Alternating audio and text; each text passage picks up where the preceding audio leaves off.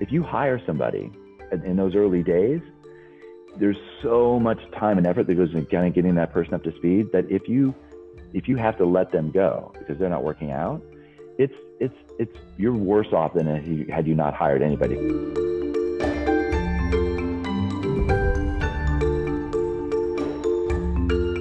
Welcome everyone to UpTech Report. This is our Founder's Journey series. I'm excited to be joined by Daniel Cunningham, based in Redondo Beach, California. He's the CEO of Leonardo247. And this is part 2 of our discussion. You should go back and check part 1 to hear more about their product. It's an integrated workplace management system, almost a whole new category that you've built in an area which has its challenges in itself. So I'm excited to dig into your story. Let's start by maybe looking even before Leonardo. You built Leonardo before 8-9 years ago. How did you get to where you are today? So I personally, and I think this can be said of many entrepreneurs, I've always been a problem solver. I've always been seeking ways to do something a little bit better. I remember the very first job, so I don't tell the story very often, but my very first job out of college, I'm an engineer, so I'm a civil engineer by education. And my very first job out of college, I was working for a construction company in the Bay Area, and heavy industrial construction company. And our very first job was we were installing these giant heat exchange bundles in a power plant of Northern California. And these bundles were flown in from Germany, and they flew a guy over who was an expert in how to install them. And he said, you have to account, because these are so unwieldy, they were 20 tons each, and you had to shove them into these heat wells, these heat exchanger wells. And he's like, this is going to take a couple 3 days to get each one of these positioned and put in place. So budget for that. And I was put in charge of figuring out how to do that. And I invented a method, which was really simple, but I invented a method to sort of put some metal plates on the floor and some pins in there such that we could just kind of slam these bundles into these pins and immediately get them aligned and shove them in. And what he was saying would take 3 days took about 3 hours each. So I saved the company a bunch of money, and the guy from Germany was like, this is how we're going to do this forever. And I remember afterwards, the reward that I got for being innovative and coming up with that was nothing. It was absolutely nothing. And congratulations. Yeah. And I think that flipped a switch inside of me. It was like, look, if I'm going to come up with clever things that make somebody's life easier, it sure would be nice to be the recipient of the accolades from that, whether they be personal or financial. And I think that sort of set me on my journey. And this is the company. Leonardo is the fourth company that I've started. The last company I started, Living Homes, was a Vinod Khosla funded company that was building prefab, modern green homes. They're still around. They're now a company called Plant Prefab, which was the very first Alexa funded company. So yeah, so that's my before Leo. But what actually led to the creation of Leonardo247 was I was working for a developer here in Los Angeles, and I told the story in the last segment. Is it okay if I recap it a little bit? People watching the other one? Yeah, and for those that didn't catch the first one, yeah. Okay. So I was working for a developer here in Los Angeles, and I had started a property management company for them. And we had a high-rise building in downtown Los Angeles that lost hot water to the entire building, 322 units. And it was a very expensive event because first of all, we gave rent credits to everybody, but then we had to have a boiler manufactured and expedited, helicoptered to the roof. And the owner called me in his office and said, look, how did this happen? And it turns out that the boiler hadn't been maintained. The ceramics on the inside had a crack in them, and the fire had actually literally melted the exterior of the boiler. And at that moment, what I realized was, look, we rely on our vendors to do their jobs. We don't really know what they should be doing. And so we wanted to make sure everybody in the organization was aware of this thing. Like, hey, you need to make sure going forward that the vendors check the ceramics on the inside of the boiler. But there were a whole slew of things, of best practices that we really didn't have much confidence were happening, because we had some best practices that were expressed. We really were relying on the community managers and service managers to kind of be know-it-alls and remember it all. And nobody can be an expert in all of the different things that are wrapped into property management. So it started me on a process of saying, well, first I need to figure out what all of these things should be. I need to gather together the daily, weekly, monthly things that are critical to being a good asset manager, a good steward of the asset. These were all like proactive things. We kind of we had accounting platforms that could manage the leasing and the resident cycle, but there was nothing really to manage the asset cycle. And so initially I thought I would write a book out of that. And I did write a book, but what I realized before we went out and started marketing the book, and I think wisely, because I'm not sure that would have been a New York Times bestseller, Operator Property. Riveting. Yeah. What I realized was that what I'd done was I had put together a process that could be very easily translated into software. So that was the birth of Leonardo247, as a way to capture that institutional knowledge, so that you wouldn't have boilers breaking down again, because everybody would know how to maintain a boiler, because Leonardo would be giving that guidance based on a property's unique amenity and equipment profile, geographic profile, where they're located.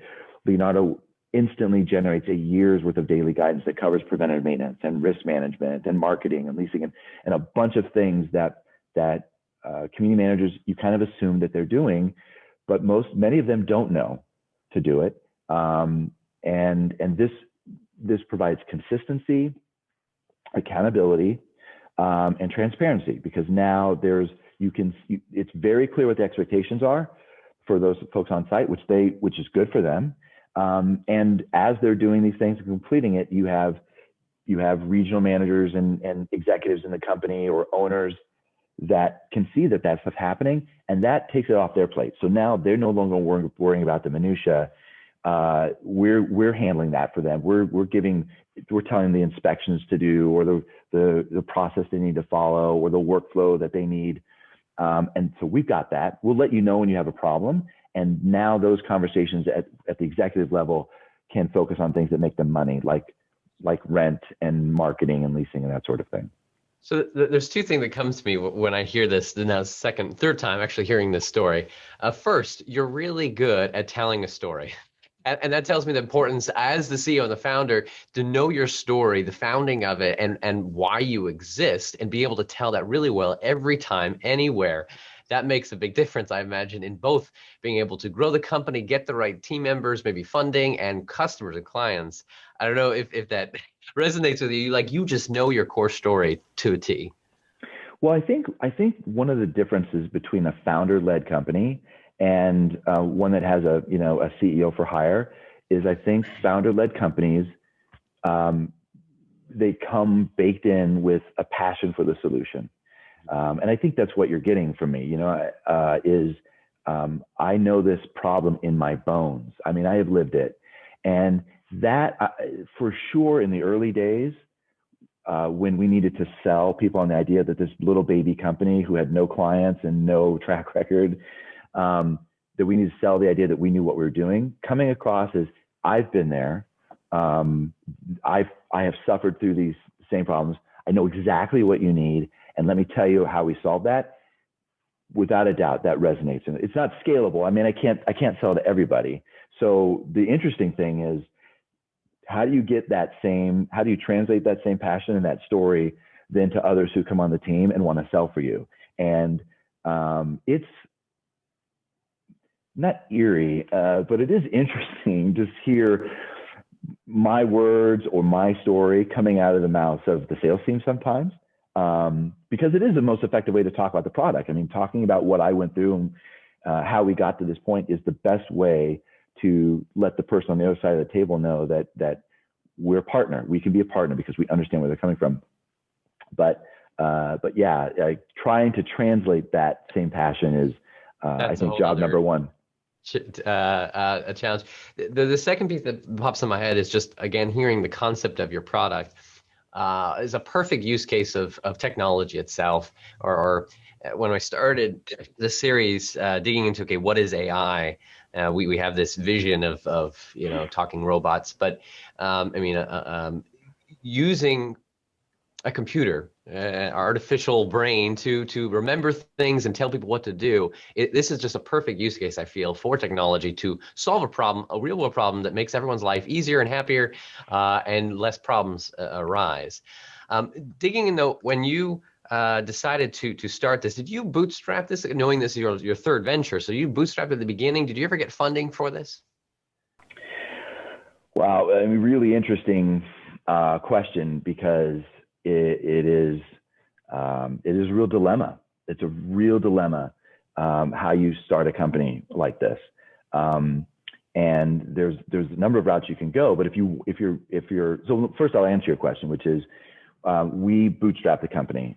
We just recently, we founded the company. I founded the company in 2011 with a co-founder, and we operated for 5 years completely with no outside capital. And then we had an angel investor who came in 2016 and sort of seeded. We already had the product was built and was being used, the beta front. He seeded the product that we have today. And we operated that way for a while. We had a client come to us and invest at some point. So we took a little bit of money from them, but we took our first institutional money from a private equity firm just a few months ago. And now looking backwards with the benefit of hindsight, that was the right journey for us. We saw others who were kind of in our space take a big chunk of cash up front and really burn through it without really nailing the product, and they fizzled out. We took our time to sort of learn, launch the product, get some clients who were willing to have faith in us and give it a shot, learn from them, reiterate, come back with changes. And it really took the product in I think a different direction than in some cases where we thought it would go. And we would have spent a lot of money selling that first product or trying to sell that first product. And so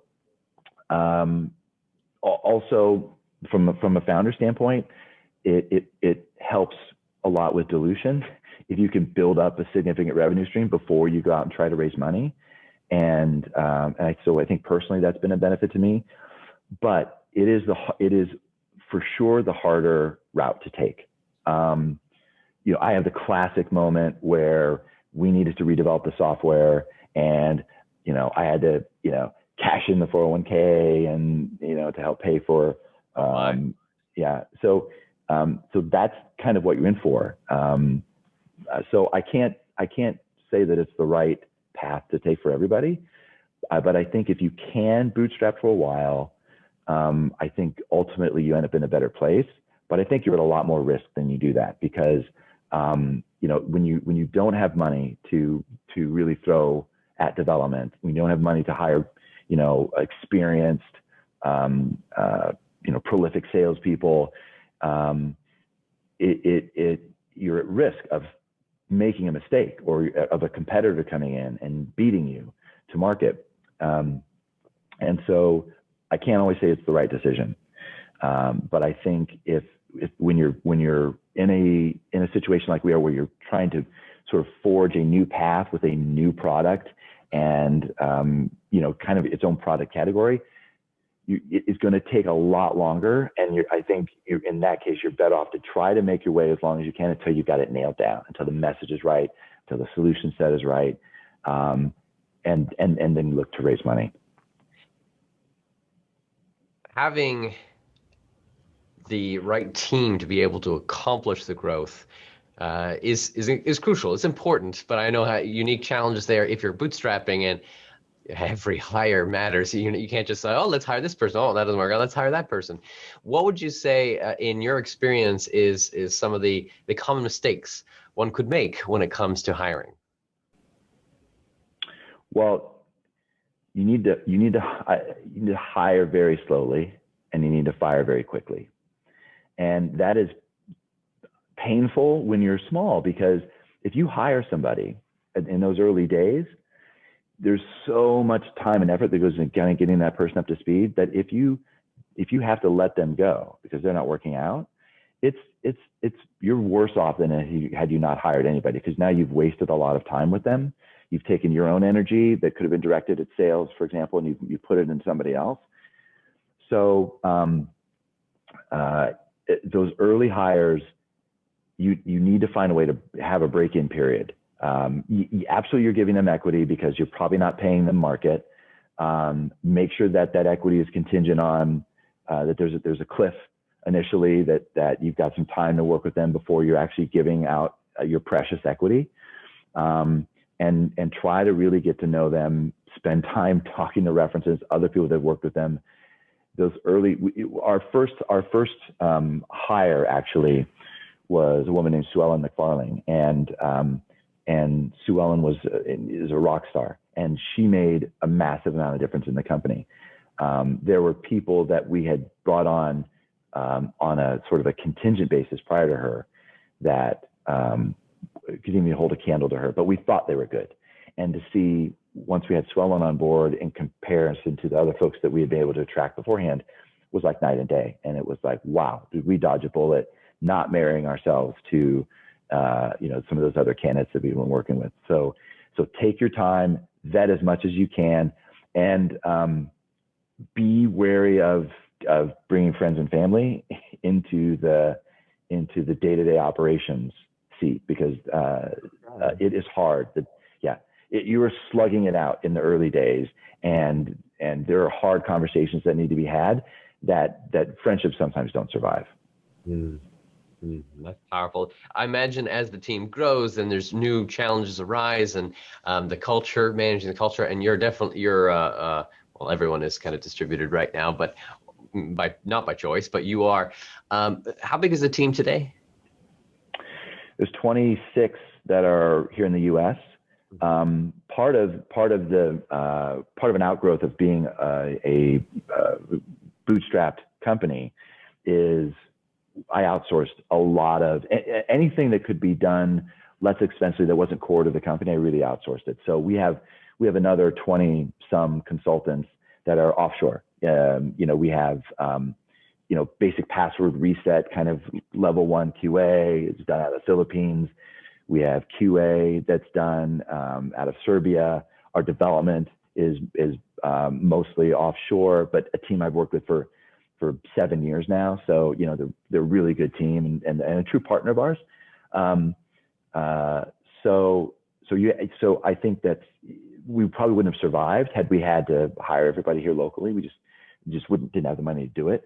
So now it seems like, we look brilliant because remote work and a distributed workforce now is kind of the parlance du jour, but we've been that way from the beginning. And even when we hire people here in the States, my attitude was still, let's find the best person I could possibly get wherever they are. And so we were still distributed from the very beginning here as a company. And it has its limitations for sure. I think the benefits are fairly well known. People work from home, they have flexibility, they really appreciate that. I think you get more out of people's day sometimes, even though, during the day, there might be times when they're dealing with personal issues. If you hire people that have real integrity, they're giving you that time back and more. So I think all that is good. There is, without a doubt, you lose a little bit of the serendipity, right? This kind of the serendipitous interactions that happens in the office, and that there are certain departments that benefit from that. Our account management team and our implementation team would probably benefit from seeing each other more, because they're talking about solving client problems and how each of them is doing that. And we need to find a way to facilitate those kinds of interactions in a virtual environment. Having the right team is kind of that foundation that you can build upon. When it comes to then marketing and getting eyeballs, awareness, that's a whole nother challenge. And I feel like moving into a whole new market where people don't a new product offering and a new market that people are like, I didn't even know something like this existed, has very unique challenges that other entrepreneurs can appreciate. So what would you say is your biggest takeaway or learning from this whole endeavor, realizing how do you get people to both know you exist and that this is worth looking at and then buying your service? Well, marketing is a real luxury that I think bootstrap companies don't have early on. And we did very little of it, to be honest. And our initial traction came from our own Rolodex of people we could get to in the industry. And then we hired, our first salesperson. We hired somebody who came in with a role who had been selling into the industry and had a Rolodex. They could immediately reach out and talk to people. Marketing can get very expensive very quickly. And if you're trying and by the way, this is a B2C scenario, or sorry, B2B scenario. A B2C scenario, I think, is different. I think you can't do that. You can't succeed in a B2C without marketing. But in the B2B scenario, the important thing is to get some wins on the board early on. And that's a named account kind of approach where the top 100 potential targets in the industry, and you just go after them and you try to get in front of them.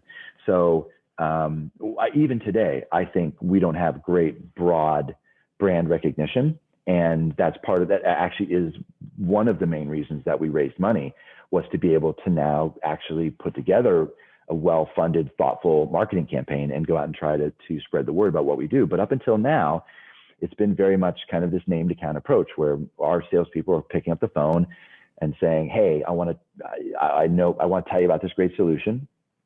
But the other part of your question, though, is significant, which is once you're in front of those folks and you've convinced them that you're solving a problem, one of the hard lessons that we learned is that you cannot, at least with our kind of solution, you can't just turn over the software, the technology to them and say, congratulations, we're done here, you're all good, because you need adoption early on, and adoption is the biggest challenge.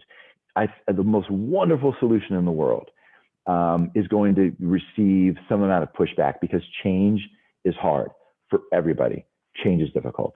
So you need to, and what we had to do was develop a real partnership, to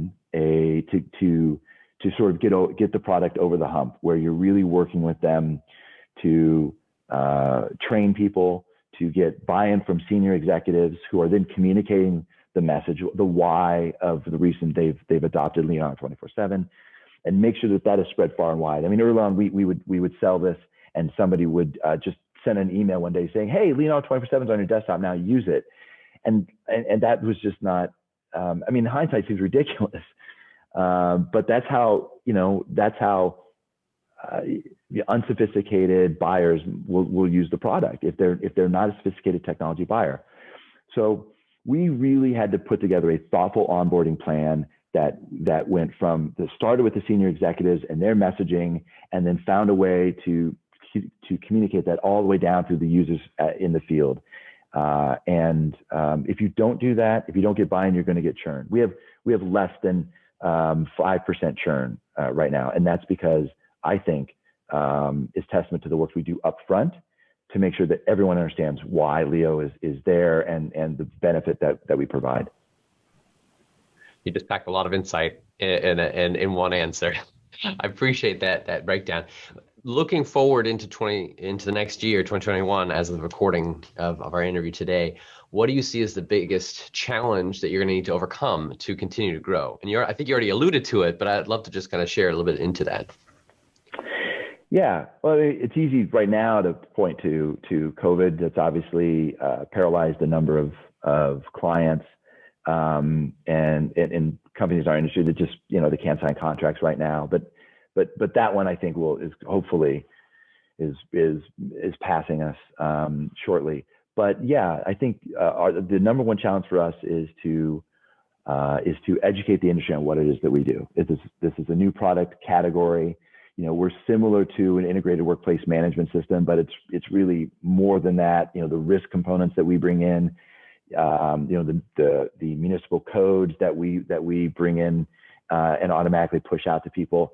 like there's not really a nice, clean description that we can give of that. So we have to do some education with folks in the industry and talk to them about what we do, the problems that we solve, and doing that quickly, so that we really establish ourselves as the other must-have operating system. Clearly we're the market leader in this. We have the most exhaustive solution set that addresses these issues. So I think that part has been mission accomplished. We just need to do a great marketing job to get us in front of as many people as possible over the next 12 months. And then I think you're going to see, kind of this critical mass of awareness sort of shift. We have a partnership, sort of shift so that it now becomes like, oh yeah, of course, we need to mitigate operational risk. We need an integrated workforce management system, or we need, an intelligent property operation system, a couple of the monikers that we've used. And I think what's going to help us with that is we have a version of Leonardo247 that's white labeled by the National Apartment Association. And that's a real partnership with them. We work closely with them every day on the click and comply version, which contains best practices that the NAA has established, which is what they're really known for. And so the NAA clients using the click and comply version, they get the benefit of that additional guidance that comes out of click and comply. And I think between the two of us, those two efforts, I think 2021 is going to be the year people start to understand that there is finally a solution to this problem. Last two questions for you, Daniel. For you as a leader, are there any books, audiobooks, podcasts that you are currently reading or have read in the past that you would recommend? Well, we operate the company according to a book by Gino Wickman called Traction. And in the book Traction, he describes the entrepreneur's operating system. And when I was introduced to it, I was skeptical about it. I'm not, and I think many entrepreneurs are not necessarily like regimented goal setters. We tend to be visionary, big idea. We can be very scattered about that, and we live in chaos, and we kind of like it that way.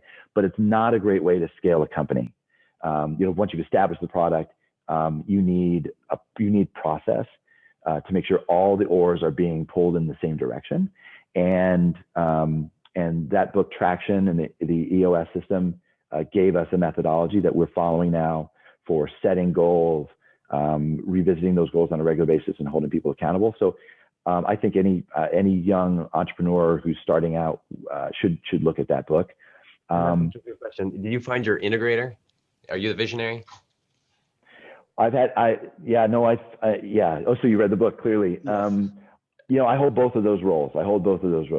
We're seeking the integrator now that we can actually pay an integrator what they're worth.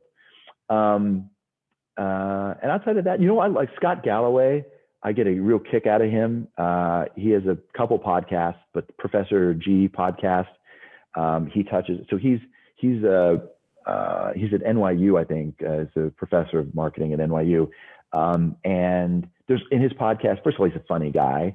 He's got a very dry sense of humor, but his podcasts touch on, there's always something to learn regarding business or marketing in those podcasts, sometimes politics. So he's entertaining, and in the limited amount of time I have to listen to something, I like to turn. And here's the slightly geeky side of me. I've been a listener to the Tech Guy podcast for a long time.